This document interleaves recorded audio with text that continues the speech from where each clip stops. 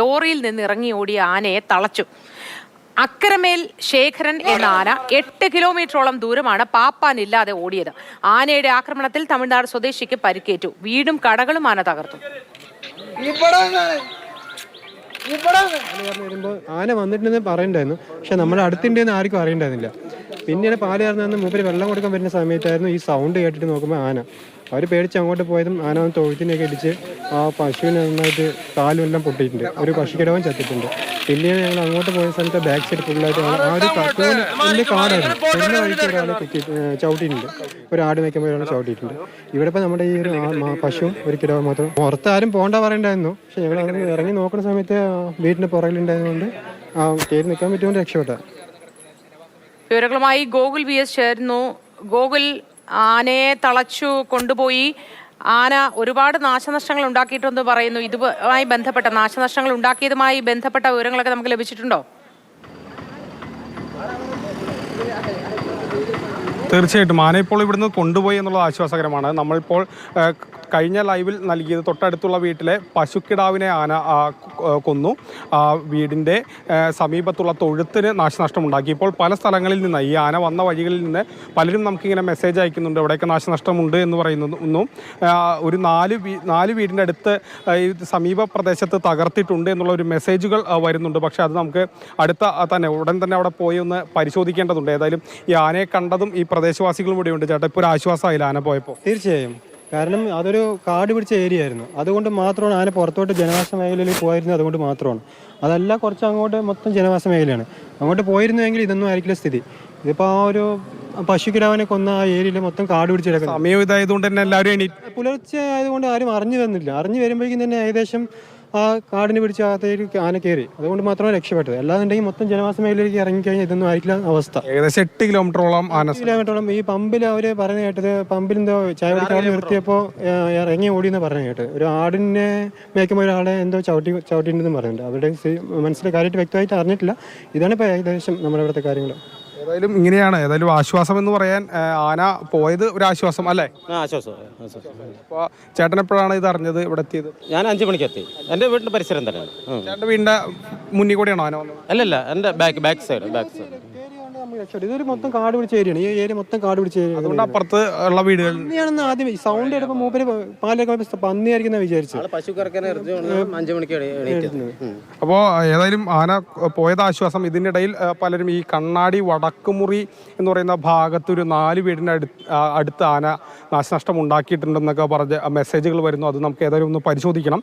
പലരും ആ പ്രദേശത്തുള്ളവരൊക്കെ തന്നെ ഇതിലൂടെയാണ് ആന വന്നത് എന്ന് പറയുന്നത്. ഏതായാലും ഒരു 8 കിലോമീറ്റർ പരിധിയിൽ താമസിച്ചവർ ഏതായാലും വലിയ ആശങ്കയിലായിരുന്നു. 3 മണിക്കൂർ കഴിഞ്ഞത് വളരെ ഭീതിയിലുമാണ്. പക്ഷേ ആനയെ കണ്ടെത്താൻ കഴിഞ്ഞു. പിന്നെ മാത്രമല്ല, സമയം ഒരു 4 മണിയൊക്കെ ആയതുകൊണ്ട് തന്നെ അത്രയധികം ആളുകളൊന്നും ഇറങ്ങി റോട്ടിലൂടെ ഒന്നും നടക്കുന്നുണ്ടായിരുന്നില്ല. അതുകൊണ്ടും ആ ഒരു വലിയ പ്രശ്നങ്ങളൊന്നുമില്ലാതെ പോയി. ആന ഏകദേശം ഒരു 8 കിലോമീറ്റർ 6 കിലോമീറ്ററാണ് നമുക്ക് റോഡ് മാർഗമുള്ളത്. പക്ഷേ ആന പാടം ചുറ്റിയാണ് വന്നത്. അങ്ങനെ വരികയാണെങ്കിൽ ഏകദേശം ഒരു 8 കിലോമീറ്ററിനടുത്ത് ആന സഞ്ചരിച്ചിട്ടുണ്ട്. ഇതിനിടയിൽ ആട് മേയ്ക്കാൻ വന്ന ഒരു തമിഴ്നാട് സ്വദേശിക്കും പരിക്കേറ്റു. ആനയെ കണ്ട് ആന ആക്രമിക്കാൻ വന്നപ്പോൾ അദ്ദേഹം ഓടുന്നതിനിടയിലാണ് വീടിന് നടുവിന് പരിക്ക് പറ്റിയത്. അദ്ദേഹത്തിൻ്റെ ആരോഗ്യനിലയിൽ ഇപ്പോൾ കാര്യമായ പ്രശ്നങ്ങളില്ല, അല്ലെങ്കിൽ ഗുരുതരമായ ഒരു അവസ്ഥയല്ല എന്നാണ് അറിയാൻ കഴിയുന്നത്. ഏതായാലും അദ്ദേഹം ഇപ്പോൾ ജില്ലാ ആശുപത്രിയിൽ ചികിത്സയിലാണ്. ശരി ഗോകുലെ, അതുപോലെ ഒരു കാര്യം കൂടി, ഈ പശുവിനെ കൊന്ന ഒരു സംഭവം ഉണ്ടായിട്ടുണ്ടല്ലോ. അപ്പം ആ വീട്ടുകാരുടെയൊക്കെ പ്രതികരണത്തിൽ നിന്ന് എന്താണ് മനസ്സിലാവുന്നത്? അവർ പെട്ടെന്നൊരു സുപ്രഭാതത്തിൽ ഈ ആനയെ കണ്ട് ഞെട്ടിയിട്ടുണ്ടാവണം അല്ലേ?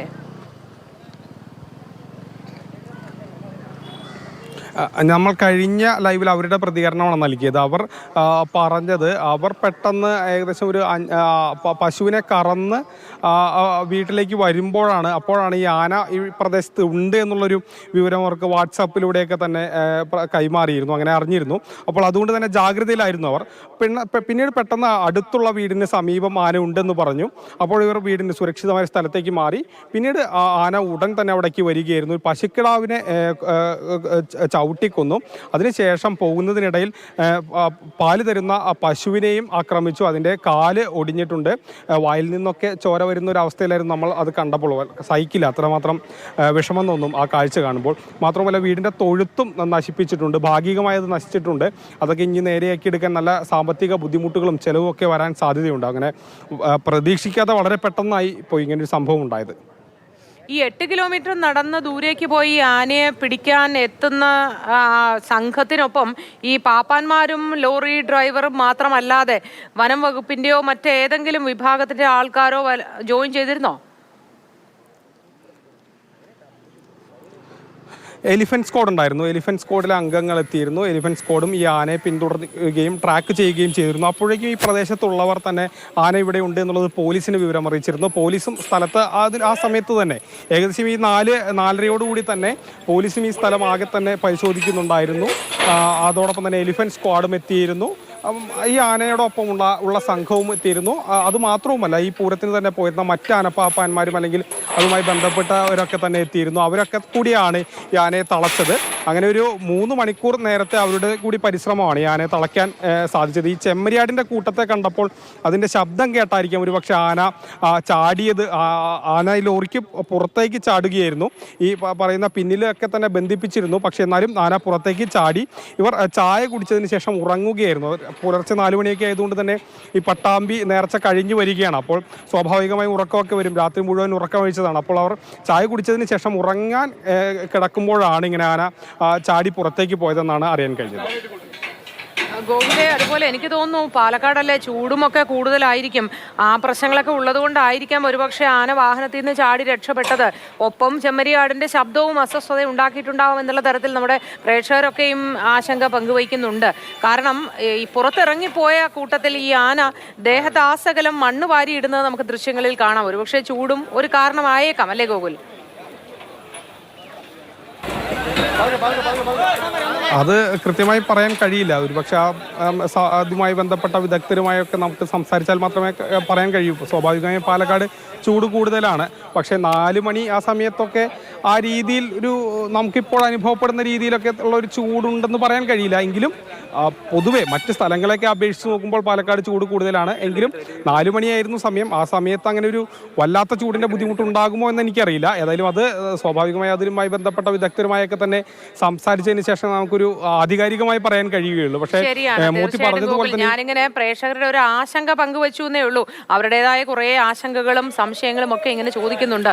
ചൂടായിരിക്കുമോ കാരണം എന്ന്. അവിടെ ഇപ്പോൾ പരിസരവാസികളൊക്കെ അടുത്തുണ്ടോ? ആ സംഭവ സ്ഥലത്തുണ്ടായിരുന്നവരൊക്കെ അവരൊക്കെ എന്താണ് പറയുന്നത്? ഇപ്പോൾ പലരുമായി പിരിഞ്ഞ് പോയിട്ടുണ്ട്. പക്ഷെ എന്നാലും കുറച്ച് പേരൊക്കെ ഇവിടെ നിൽക്കുന്നുണ്ട്. നമുക്ക് അവരോടൊക്കെ ഒന്ന് ചോദിച്ചു നോക്കാം. ഇപ്പോൾ ആനയെ കൊണ്ടുപോയതിന് ശേഷം പലരും പല സ്ഥലങ്ങളിലായിട്ട് പിരിഞ്ഞ് അമ്പാടി ജംഗ്ഷൻ. ചേട്ടൻ ഇവിടെയുള്ള ആളാണ്. ചേട്ടൻ ആന ഉണ്ടെന്ന് അറിഞ്ഞിട്ട് വന്നത്? ആനയുണ്ടെന്ന് പറഞ്ഞിട്ടുണ്ട്. അപ്പോൾ എന്തായിരുന്നു ആ സമയത്ത് രാവിലെ ഒരു ഭയമൊക്കെ തോന്നി നിങ്ങൾക്ക്? ഈ പെട്രോൾ പമ്പിൻ്റെ അവിടെ നിന്ന് വണ്ടി ചായ കുടിക്കാൻ ഡ്രൈവറിൽ നിന്ന് അവിടെ നിന്ന് വന്നതാണ്. അവിടെ നിന്ന് ഒരു 6-7 കിലോമീറ്ററിന് അകലിൽ നിന്ന് ഓടി വന്നത്. കണ്ണന്നൂർ ആ വഴിക്കാണ് വന്നേക്കാൻ സാധനം. ചേട്ടൻ ഇവിടെ ഉള്ള ആളാണോ? കണ്ണനൂരിലുള്ള ആളാണ് പറയുക. വൈകുന്നേരത്ത് ചാടിയാണല്ലോ വടക്കുമുറിന്ന് ചെമ്മങ്കാട് വഴിക്കാണ് സാധനം വന്നിരിക്കുന്നത്. നിങ്ങളിത് രാവിലെ അറിഞ്ഞപ്പോൾ ഒരു ഭയമൊക്കെ ഉണ്ടായിരുന്നോ? പിന്നെ പേടി ഉണ്ടാവുമല്ലോ. നമ്മൾ നാട്ടുകാരും വീട്ട് താമസിക്കുന്ന സ്ഥലത്ത് കൂടെയല്ലേ സാധനം വന്നിരിക്കുന്നത്. ആ വീട് 2-3 വീടുകൾ വടക്കുമുറിൽ നശിപ്പിച്ചിട്ടുണ്ട്. പിന്നെ മറ്റേ വടക്കുമുറിയിൽ നശിപ്പിച്ചത്. പിന്നെ തിരുമലയിൻ്റെ അവിടെ ഒരു കട ആള് ചവിട്ടി റെഡിയാക്കി. ഒരു പാവപ്പെട്ടവനാണ്. കിലോമീറ്ററോളം ആന ഇങ്ങനെ അല്ലേ ആ സമയം എടുത്തില്ല? ഒരു 5-6 മണിയാകുമ്പോഴാണ് ഇവിടെ എത്തിയത്. ഇവിടെ എത്തി പിന്നെ കൊയ്ത്ത് ഒരു 2 പശു അത്രയും നശിപ്പിച്ചിട്ടുണ്ട്. ഏതായാലും ആൾക്കാർക്ക് വലിയ വേറെ പ്രശ്നമൊന്നുമില്ല. ഈ മാട് പശു പിന്നെ തൊഴുത്ത് മുന്നേതുകൊണ്ട് ആളുകൾ എണീക്കുന്നുണ്ടേ ഉള്ളൂ. അതുകൊണ്ട് വലിയ അപ്പോൾ ഇല്ലെങ്കിൽ കുട്ടികളും ആളുകളൊക്കെ ഇപ്പോൾ അവർ തന്നെ മുറ്റോടിക്കാൻ വരുന്ന സമയമായിരുന്നു. ആ സമയത്ത് ഒരു 10 മിനിറ്റ് കഴിഞ്ഞാൽ അമ്മ ചേച്ചി വന്നിട്ടുണ്ടായിരുന്നു. അപ്പോൾ അവരെ കണ്ട് പേടിച്ച് എല്ലാവരും വീട്ടിൽ നിന്ന് മാറി. പിന്നെ ആളുകളൊക്കെ ഒരു ഭാഗത്തേക്ക് കൂടി. പിന്നീട് ആ തൊഴുത്തിലോട്ട് കയറി പശു കെട്ടി കറന്ന് വന്നിട്ടുള്ളവർ ആളുകളൊക്കെ ഒരു ഭാഗത്ത് കൂടിയതുകൊണ്ട് പിന്നെ ആ തൊഴുത്ത് തട്ടിപ്പറിച്ച് അങ്ങനെ പിന്നെ ആ കുട്ടിയും പശുവിനും അപകടം സംഭവിക്കുകയത്. ഇപ്പോൾ ഒരു ആശ്വാസമാണ്. വളരെ സന്തോഷമാണ്. ഇപ്പോൾ ആള് ജനങ്ങൾക്ക് ഒന്നും സംഭവിച്ചില്ല എന്നൊരു ആശ്വാസം. സംഭവം ആദ്യമായിട്ടായിരിക്കും അല്ലേ? ആദ്യമായിട്ട് എല്ലാവരും വരുവാന്തിലായിരുന്നു. ഇപ്പോൾ സമാധാനം ആശ്വാസമുണ്ട്. ആൾക്കാർക്കൊന്നും സംഭവിച്ചില്ല എന്നുള്ളൊരു ആശ്വാസം. ഇങ്ങനെയൊരു സ്വാഭാവികമായിട്ടും ഇതൊരു വനത്തിനോട് ചേർന്ന മേഖലയൊന്നുമല്ല. അതുകൊണ്ട് തന്നെ കാട്ടാന പോലും ഈ ഒരു പ്രദേശത്തൊന്നും അങ്ങനെയുള്ള പ്രശ്നങ്ങളൊന്നും ഉണ്ടാക്കിയിട്ടില്ല. അപ്പോൾ ഇങ്ങനൊരു കാര്യം പ്രതീക്ഷിക്കുന്നില്ല. ഇവരാരും ഇതുപോലെ ഇങ്ങനെ സാഹചര്യത്തെ നേരിട്ടിട്ട് പരിചയമുള്ളവരല്ല, കണ്ടിട്ടുള്ളവരല്ല. ആന ഇങ്ങനെ നിയന്ത്രണമില്ലാതെ വരുന്നത് ജീവിതത്തിൽ ഒരിക്കൽ പോലും കാണാത്തവരാണ്.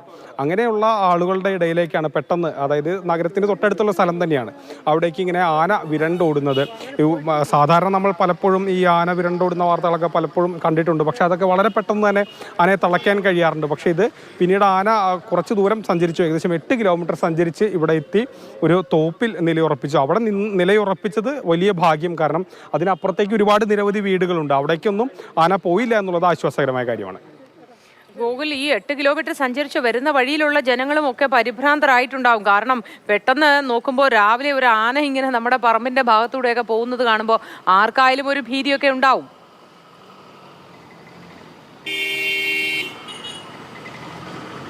തീർച്ചയായും. കാരണം അത് നമുക്കൊരിക്കലും പറഞ്ഞറിയിക്കാൻ കഴിയില്ല. കാരണം വളരെ പെട്ടെന്ന് നമുക്കിപ്പോൾ നോക്കുകയാണെങ്കിൽ തന്നെ ഈ വഴിയിലൂടെയാണ് ആന കയറിയത്. അവിടെ മതിലൊക്കെ പൊളിച്ചിട്ടിരിക്കുന്നതും കാണാം.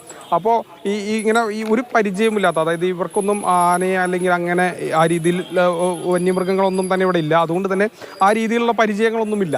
അപ്പോൾ അങ്ങനെയുള്ളൊരു സ്ഥലത്തേക്കാണ് ആന വളരെ പെട്ടെന്ന് ഒരു നിയന്ത്രണമില്ലാതെ വരുന്നത്.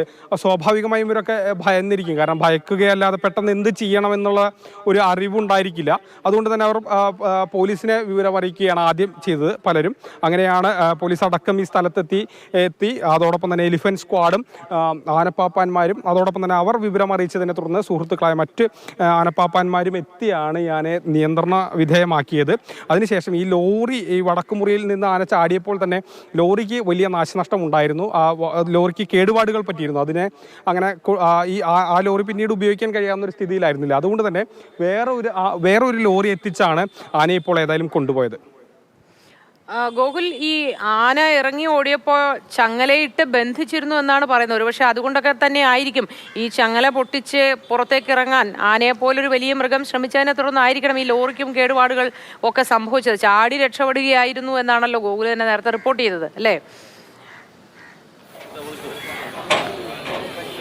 തീർച്ചയായും നമ്മൾ ഈ ആനയെ ബന്ധിച്ചിരുന്നു എന്ന് പറയുമ്പോഴും സ്വാഭാവികമായി ആനയെ കൊണ്ടുപോകുമ്പോൾ കൂച്ച് ചങ്ങല അങ്ങനെ ഇടാറില്ല, അല്ലാതെയുള്ള ചങ്ങലയാണ് ഇടാറ്. അപ്പോൾ അതിനിടയിലാണ് ആന ചാടി ഇറങ്ങിയത് എന്നാണ് അറിയാൻ കഴിയുന്നത്. അങ്ങനെ ആനയ്ക്ക് ഒരുപക്ഷെ ആ ഒരു സമയത്ത് ആടിൻ്റെ എന്നാണ് പാപ്പാന്മാരും അതുമായി ബന്ധപ്പെട്ടവർ നമ്മൾ ക്യാമറയ്ക്ക് മുന്നിൽ ഒരു പ്രതികരണം ചോദിച്ചപ്പോൾ അവർ തരാൻ തയ്യാറായില്ല. പക്ഷെ അവർ ഉണ്ടായത് ഇതാണെന്ന് പറഞ്ഞിട്ട് അവർ പറഞ്ഞത് അവർ ചായ കുടിച്ചതിന് ശേഷം ഉറങ്ങുകയായിരുന്നു. ഇതിനിടയിൽ പെട്ടെന്ന് ആ ഒരു ചെമ്മരിയാടിൻ്റെ കൂട്ടം ഈ വഴി കടന്നുപോയി.